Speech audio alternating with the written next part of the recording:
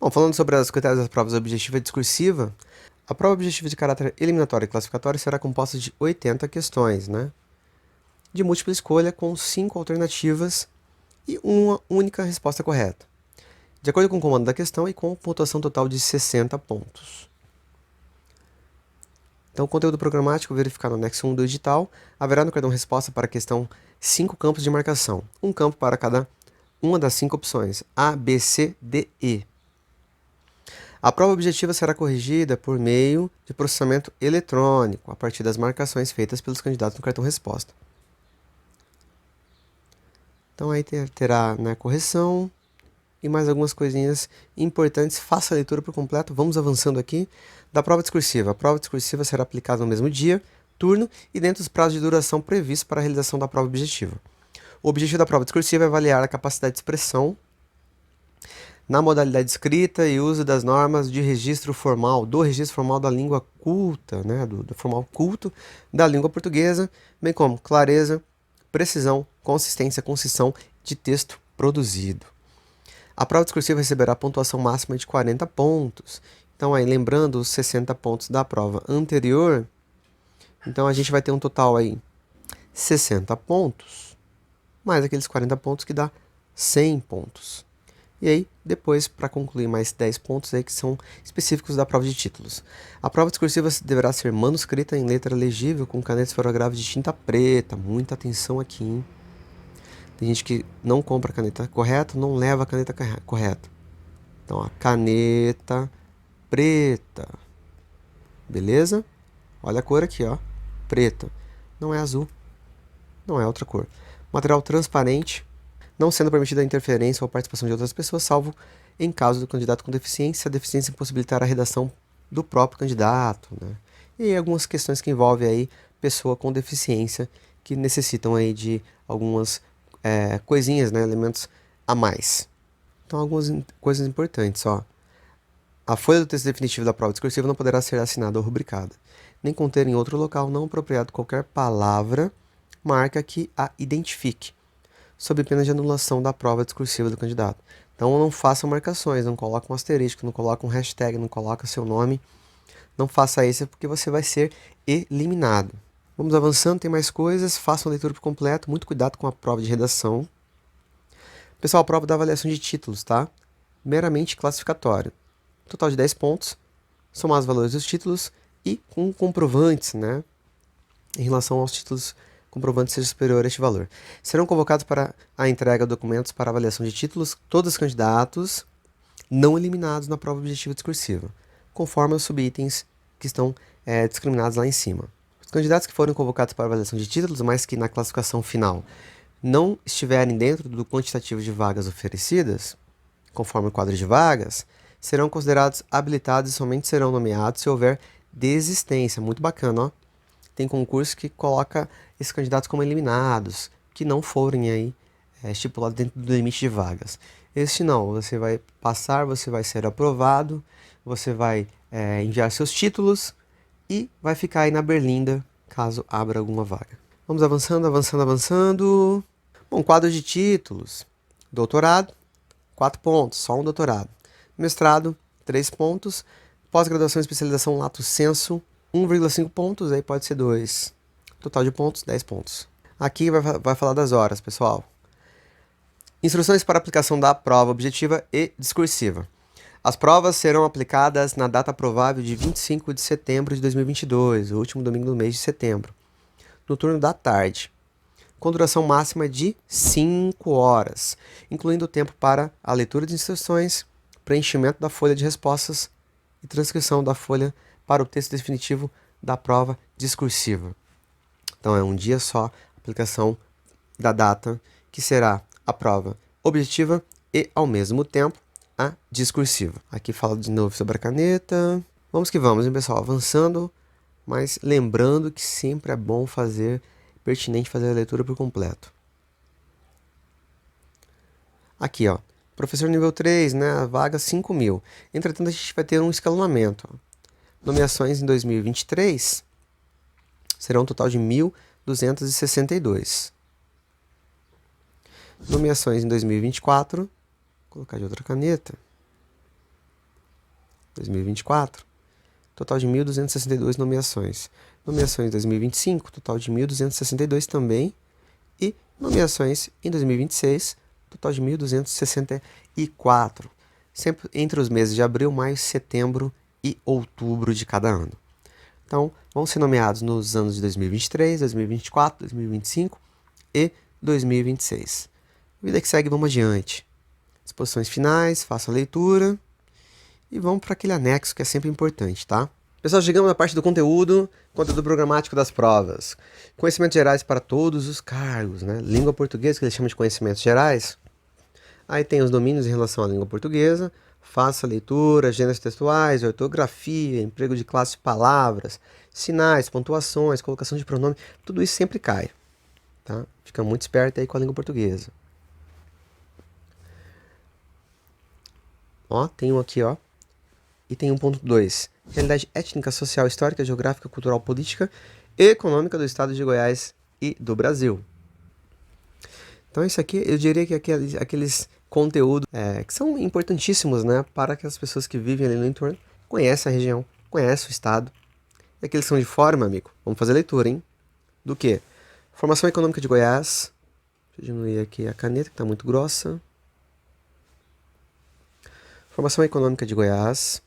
Mineração do século XVIII, agropecuária do século XIX e XX, estrada de ferro e modernização da economia goiânia, transformações econômicas com a construção de Goiânia e Brasília, industrialização, infraestrutura e planejamento, modernização da agricultura, urbanização do território goiano, população, povoamento, movimentos migratórios e densidade demográfica.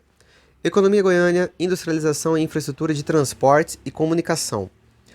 As regiões goiânias e as desigualdades regionais, aspectos físicos do território goiano, vegetação, hidrografia, clima e relevo. Aspectos na história política de Goiás, a independência em Goiás, coronelismo na República Velha, as oligarquias, Revolução de 30, administração política de 30 até os dias atuais. Aspectos da história social de Goiás. Povoamento branco, grupos indígenas, escravidão e cultura negra, movimentos sociais no campo e cultura popular. Atualidades econômicas, políticas e sociais do Brasil, que é a parte que cabe, o item 8, né, ao Estado brasileiro. Especialmente ao Estado de Goiás. Constituição do Estado de Goiás, e aí é de data de 5 de outubro de 1989. E aqui tem as relações da atribuição e do cargo, porque é importante, né, o professor conhecer essas questões. Ah, agora os itens da educação nacional, hein, gente? Isso aqui também não pode perder. Item 1.3, Bases legais da educação nacional e estadual. Constituição Federal, capítulo 3 da educação, da cultura, desporto, Lei 93/94/96, LDB, Políticas Públicas para Educação Básica, PNE, né, lei que diz respeito ao Plano Nacional de Educação, DCNs, né, Diretrizes Curriculares Gerais para a Educação Básica.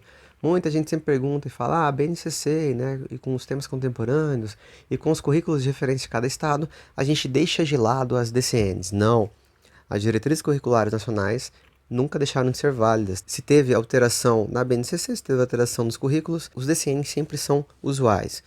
Currículo de Movimento da Educação Básica, lei número 11.738, que regulamenta o quê? Ato das disposições constitucionais transitórias, que vai falar sobre o piso salarial do profissional nacional para profissionais do magistério. Lei 13.909, Estatuto de Planos de Cargos e Carreiras e Vencimentos do Quadro do Magistério. Lei 18.969, aprova o Plano Estadual de Educação, aqui é de Goiás, hein? Que foi para os decênios de 2015 e 2025. Importante até a data, hein, pessoal? Faça a leitura, verifique os artigos e a data. Por quê? A primeira pergunta que cai em relação ao concurso quando tem em relação ao Plano Nacional de Educação ou Plano Estadual de Educação, é a data, né? O Plano Estadual de Educação do Estado de Goiás, ele inicia em qual ano? E aí vai estar lá, você tem que saber que são 10 anos, 2015 a 2025. Lei número 20.157, introduz alterações da Lei 13.909, relativa ao estágio probatório.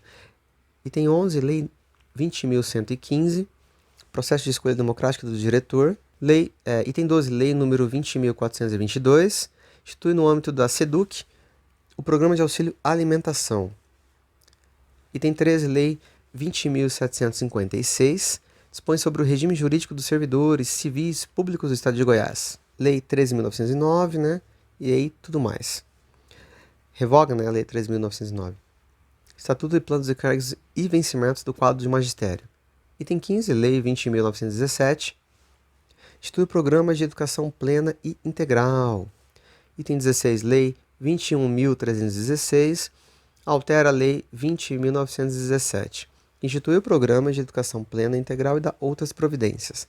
Item 17, Lei número 20.918, contratação por tempo determinado para atender às necessidades temporárias de excepcional interesse público. E aí vai, né? Constituição do Estado de Goiás, mais algumas coisinhas. Item 18, Lei 21.239 e Lei 20.820 alteram a lei tal que estabelece a organização administrativa do Poder Executivo. Item 19, Decreto 9.396, regulamenta a avaliação especial do desempenho do professor em estágio probatório. Item 20, Decreto 9.423, institui o Código de Ética da Conduta Profissional do Servidor da Administração Pública Direta. Item 21, Decreto 9.920, aprova regulamento da Secretaria de Estado de Educação e dá outras providências. Muita coisa de legislação, a gente fica cansado só de ler o número, o nome das leis, né? Muita coisa mesmo, hein? Muita coisa em relação às leis. Faça a leitura, baixe os artigos, né? Os textos das leis e vamos aí. Vida que segue. Mais um item, ética, item 1.4.